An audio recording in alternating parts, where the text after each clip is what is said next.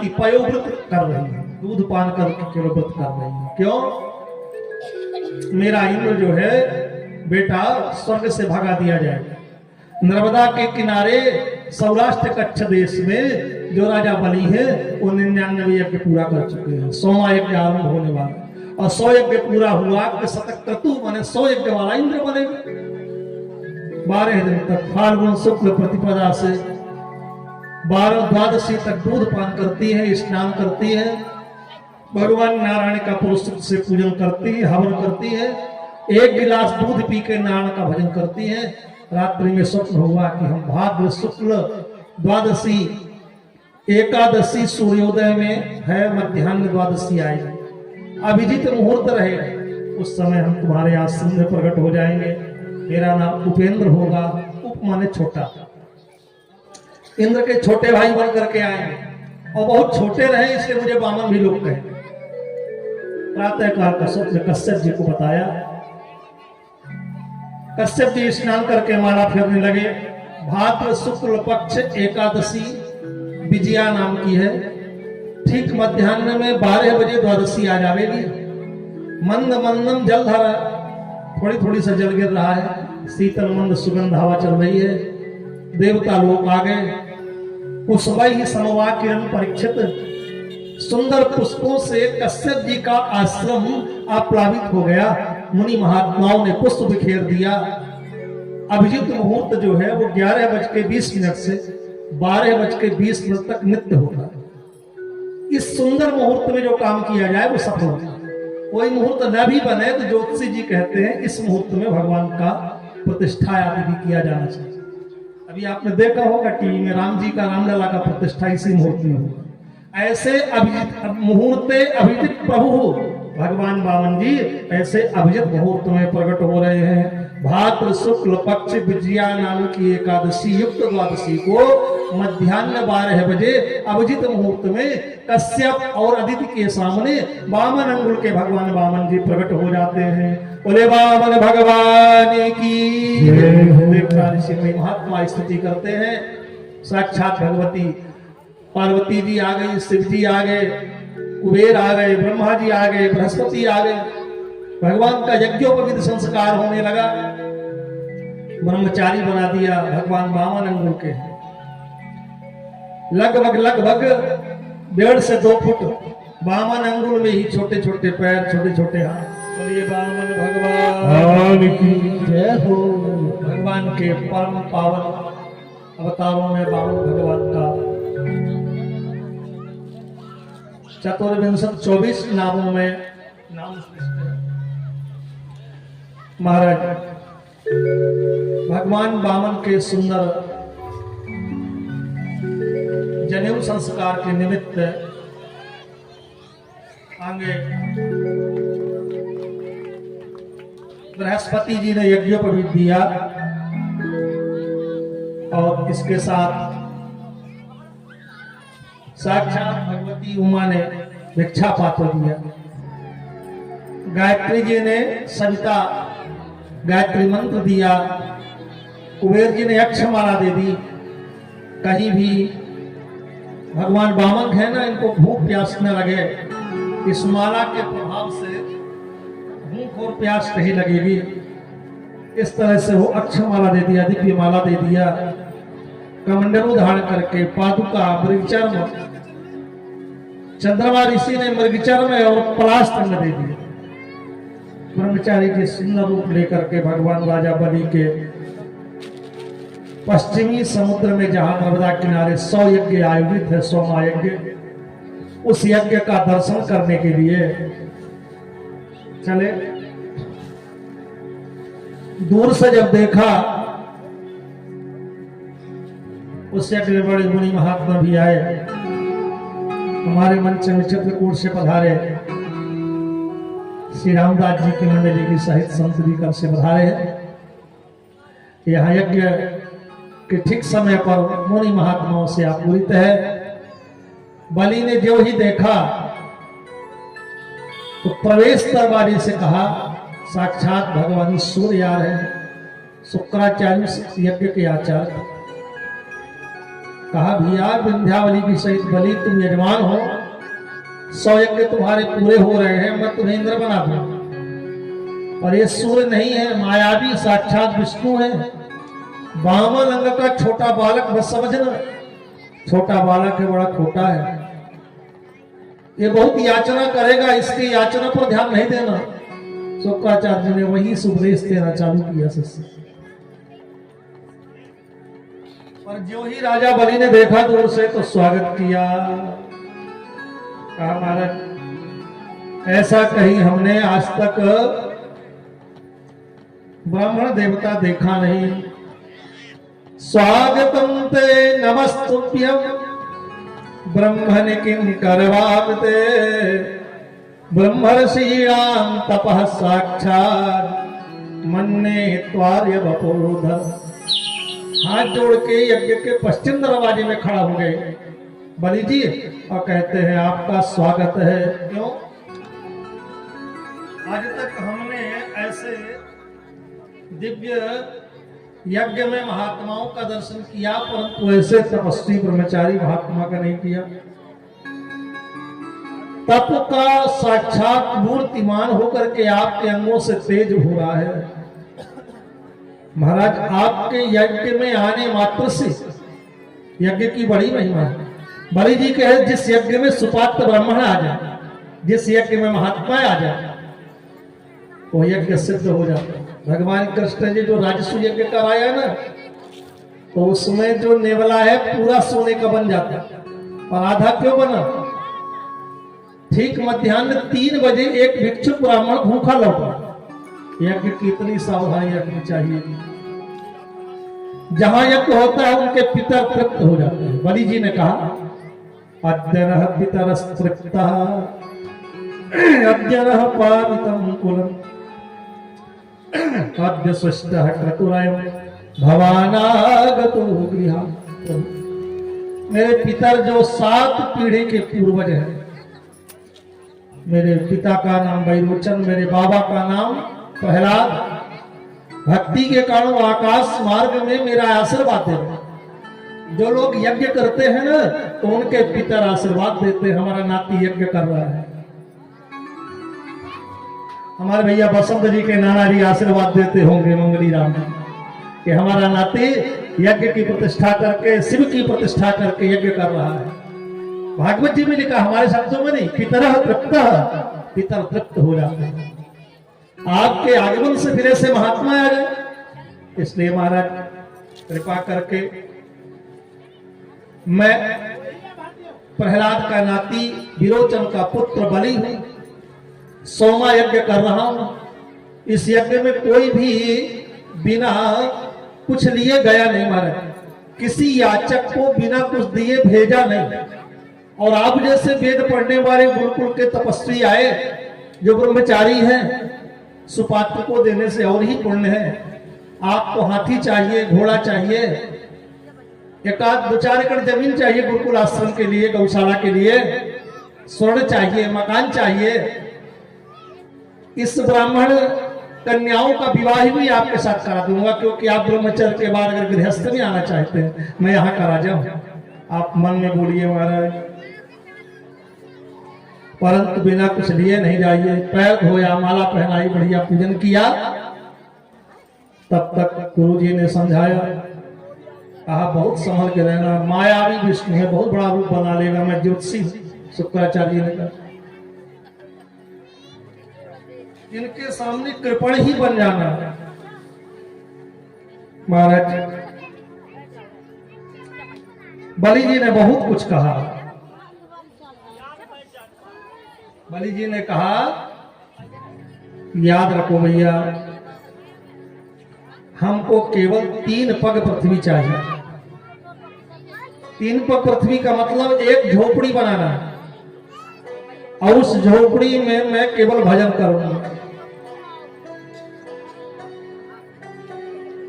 12 वर्ष का कुंभ होता है ना, उस कुंभ में एक बार मार्कंडेय जी घास लेकर के 2-3 एक गट्ठा घूम रहे थे बगल में दबाए। मार्कंडेय जी चिरंजीवी है, कुंभ में स्नान करने में बड़े मुनि महात्मा जाते हैं। देवर्षि नारद ने देखा, बोले महाराज ये सूखा घास लेके क्यों घूम रहे हैं, यहाँ गौ तो नहीं दिख रही। तो नारद जी जितने रोमे हैं उतने वर्ष मेरी आयु है, 4 अरब वर्ष तक मैं भूमंडल में रहूंगा। मार्कंडेय ने कहा कितने प्रलय मैंने नित्य देख लिए और मेरा कोई घर नहीं। मैं रोज सोचता हूं कि घर बनाऊं कि न बनाऊं, पर 400 वर्ष तो केवल जीवन है, इसलिए मुझे घर बनाना ठीक नहीं है। बस इसी विचार में मैं ये घास फूस लिए घूमता रहता। जिसको 50 वर्ष से 100 वर्ष के बीच में जाना है वो मकान का नंबर लगा देता है वृंदावन बिहारी लाल की। कितने मीटर बिल भरते भरते परेशान है, कितने कोर्ट में परेशान है, किसी को किराए में दे दिया तो एडवोकेट लगाने पड़ेंगे, ठीक है ना। इस तरह से लोग हैं। बलि ने कहा कि कामनाएं बढ़ती जाएंगी, इसलिए हम तो ब्रह्मचारी है, केवल 3 पग पृथ्वी चाहिए जिससे माला फिर सके, भजन कर सके। अगर आप हम पर प्रसन्न है तो कुशा लीजिए, 3 पग पृथ्वी दीजिए। महाराज में कृपण नहीं, कृपणता के भी हद होती है। कृपण मनुष्य के पास कितने पैसे रख दिए जाए तो गड्डी खोलने वाला नहीं। वृंदावन बिहारी लाल की जय। और कई कृपण की तो जान ही निकल गई और पैसा नहीं जाए। एक हनुमान जी का मंदिर था, मंगलवार को बड़ी भीड़ लगती थी। एक सेठ जी नारियल अगरबत्ती की दुकान रखने लगे और बड़ी कृपण, कई वर्षों से वे दुकान वहां लगाते थे। हनुमान जी का मंदिर गांव के बाहर थे, बहुत अच्छे अच्छे खजूर लगे। तो विचार किया कि इस खजूर को मैं तोड़ लूं। ग्राहक आए नहीं, मंगलवार का दिन, कुछ बीच में दोपहर का समय खाली। सेठ खजूर में चढ़ गए, पके पके खजूर तोड़े, बड़ा ऊंचाई में।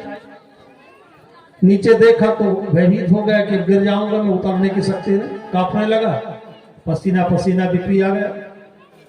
नेत्र बंद किया। हनुमान जी महाराज अगर मैं इस खजूर से आज उतर आया तो कल सुबह बढ़िया कथा सुनूंगी आप, और कथा के बाद ब्राह्मण भोजन भी करा दूंगा और मेरा जीवन तो बच जाए। भगवान प्रसन्न हुए। भगवान हनुमान जी बोले ठीक है, मेरा भक्त है, बहुत समय से यहाँ है, शक्ति दे दी। आधी दूर तक आया। अब आधे दूर तक आके चिंता करता है कि 5 ब्राह्मण भी खिलाऊंगा तो आटा लगेगा, सब्जी लगेगी, घी लगेगा, दक्षिणा देनी पड़ेगी। महाराज क्षमा करना, आधे दूर तक तो आ गया, अब मैं केवल कथा बस सुनूंगा। हनुमान जी महाराज अब ब्राह्मण नहीं खिलाऊंगा, मेरे अपराध को आप क्षमा कर दो। भगवान बोले चलो ठीक है, कुछ तो बुद्धि बनी इसकी, अभी कथा सुन। नीचे तक आए, 2-3 फुट तक बोला हनुमान जी अब मैं आपसे झूठ क्या बोलूं, व्यापार का समय है, सुबह से आ जाता हूं तो मैं कथा भी नहीं सुनूंगा, सुबह सुबह नहा के एक नारियल जरूर चढ़ा दूंगा, इसलिए मुझे क्षमा कर दे। हनुमान जी बोले चलो कल बताएंगे। बड़ी सिद्ध मूर्ति थी।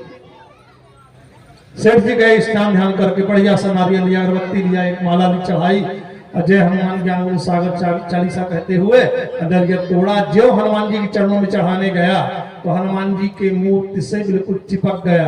हनुमान जी ने करंट तक उसको खींच लिया और उसी को बोला सेठ जी छोड़ने वाले नहीं, तुम हमसे व्यापार कर रहे हो, इतना यहाँ कमाए, कल गिर जाते खजूर से मृत्यु हो जाती, और तुमने 5 ब्राह्मण और कथा को भी छोड़ दिए।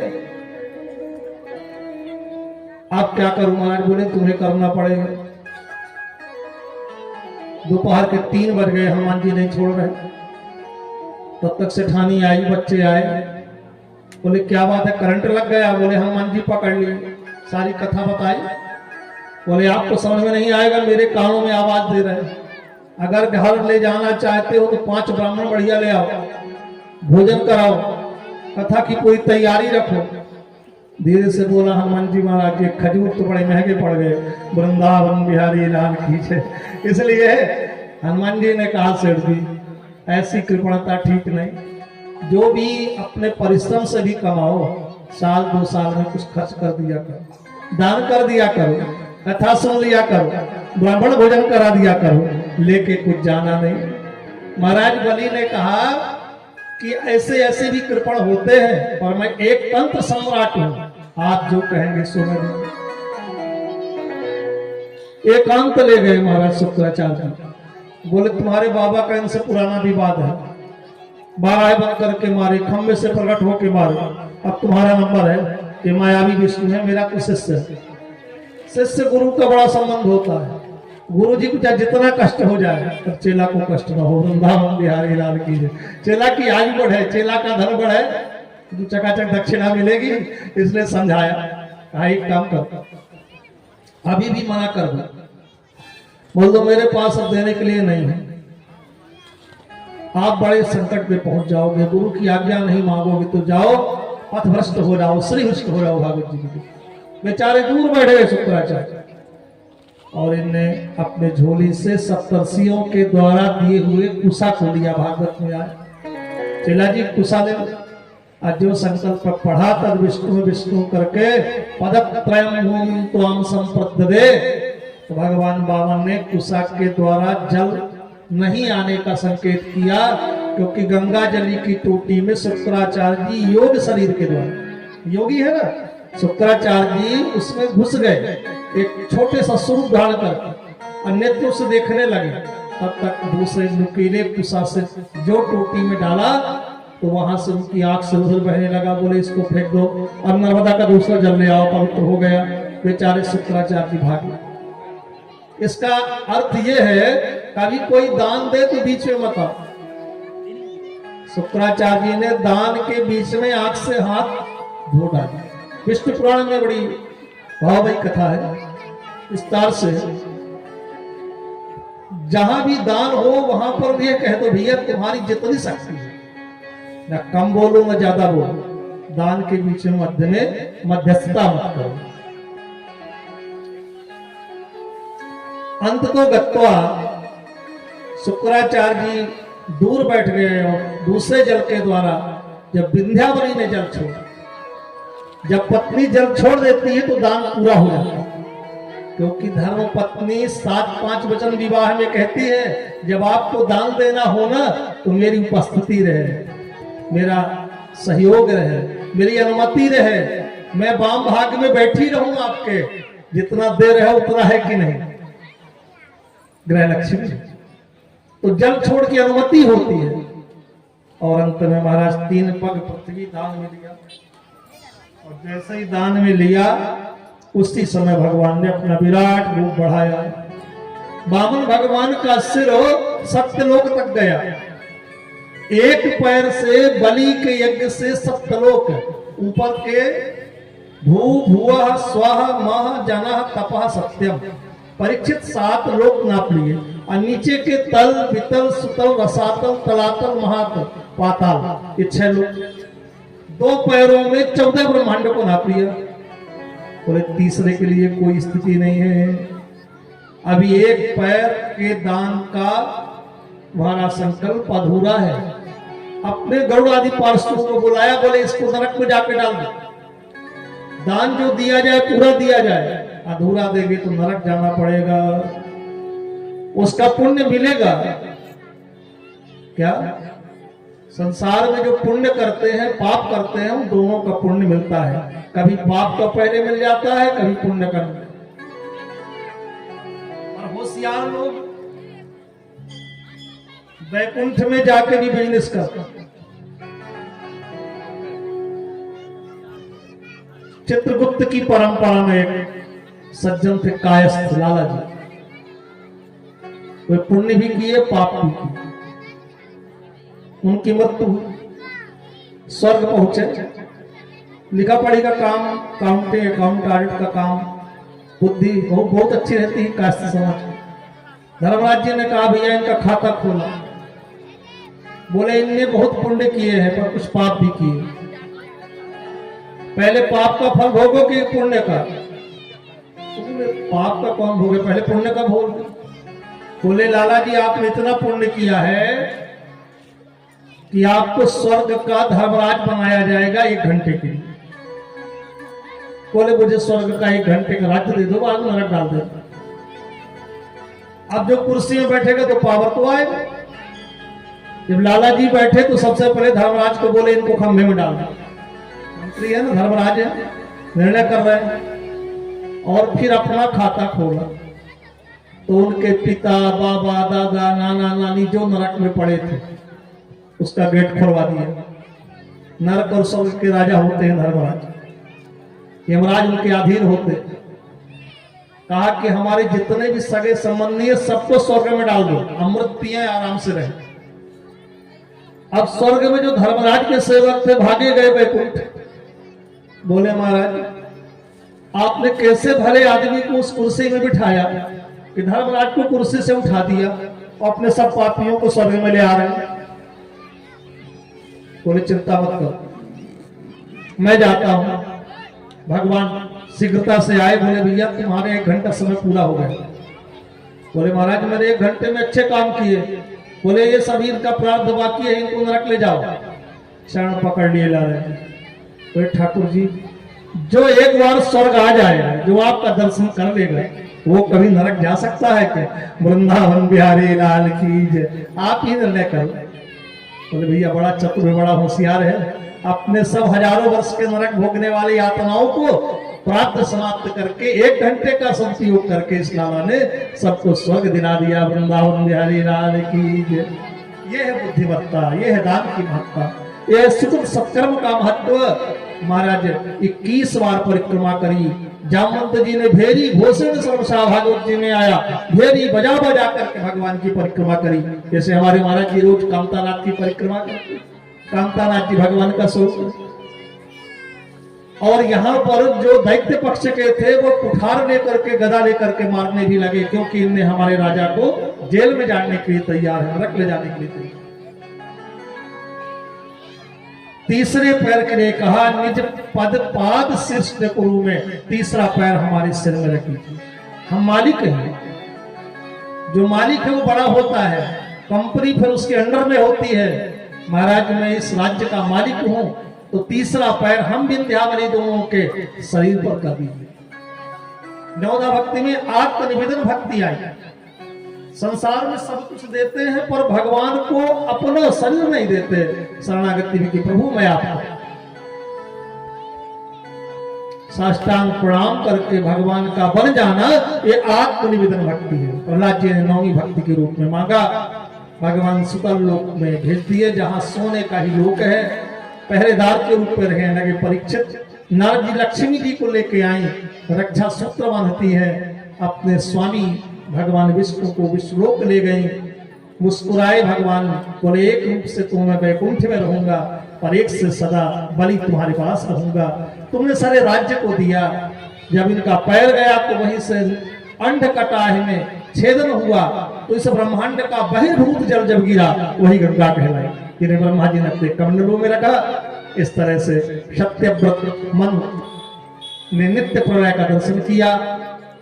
सत्यव्रत मन को भगवान ने मछली का रूप अवतार धारण करके नियुति योजन है 20,000 योजन लंबी चौड़ी मछली समुद्र में नित्य प्रलय हो गई। उस सींग में सुंदर रस्सी बांध करके भगवान सत्यव्रत मनु को मत्स्यावतार भगवान नारायण ने 14,000 श्लोक वाले सुंदर मत्स्य पुराण की कथा सुनाई। बोले मत्स्य भगवान की जय। ऐसे भगवान जी है मीनम नतोस्मी, भगवान मत्स्यावतार को हम प्रणाम करते हैं।